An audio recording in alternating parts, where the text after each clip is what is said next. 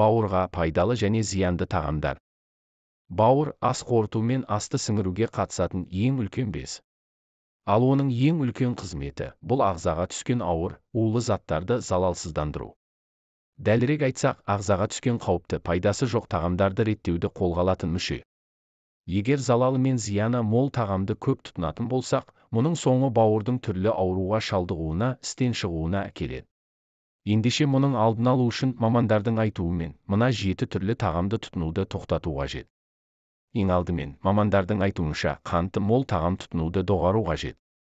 Әсіресе газдалған сусынды. Оның құрамындағы химиялық заттар мен хош иістендіргіш, зияны қоспа, мұның бәрі бауырға салмақ салады. Оның орнынан кәдімгі ауыз су не қайнатылған шөп шай ішіңіз. Көкөніс ағзаға өте пайдалы. Бірақ жемісті байқап жеген жөн. Әсіресе фруктоза, қанттың бір түрі, көп жемістерді азайтқан абзал. Бауырға тұз жақпайды. Тұзы мол тағамдарды азайту қажет. Әсіресе бір қорап чипс не қытырлақты. Оның құрамындағы тұз бір күндік нормадан асып кетеді. Ішімдік бауырды езіп жібереді. Сондықтан алкоголь тектес ішімдіктің бәрін ішпеген жөн.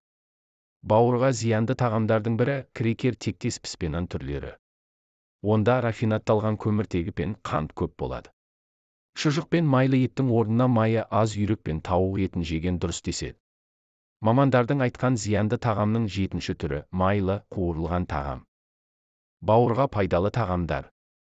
Бауырға ең пайдалы тағамдар жетерлік. Соның бірі ақуызы, мол тағамдар. Зерттеу нәтижесі көрсеткендей, ақуыз бауырда май жиналу қаупін 16 азайтады. Ал ақуыз ет пен балықта, жұмыртқада, сүзбеде көп болады.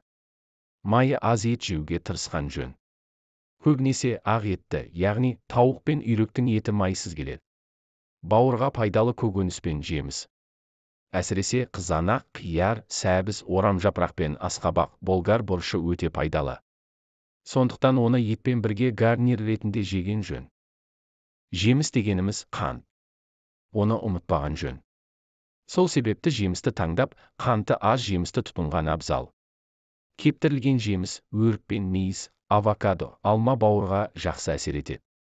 Асқабақ пен қызылшаның сусынын дайындап ішуге болады. Пияз бен сарымсақ, чеснок та бауырға көмектесетін көрінеді. Теңіз орамжапырағы ағзаны зиянды заттардан тазалауға көмектеседі. Сондай-ақ қандағы холестеринді азайтып, йод жетіспеушілігінің алдын алады. Бауырға пайдалы тағамның тағы бірі сүт. Айран, сүт, йогурт, сүзбе, ірімшік бауырды қатерлі ісіктен қорғайды. Негізіне майы аз сүт өнімдерін тұтынған абзал. Сүттің құрамындағы ретинол қатерлі ісікті тоқтатын көрінеді. Бауырға пайдалы және зиянды тағамдар түрімен бөлістім. Видео ұнаса арнама тіркеліп өз пікіріңізді білдіре кетіңіз. Сіздің ойыңыз біз үшін өте маңызды.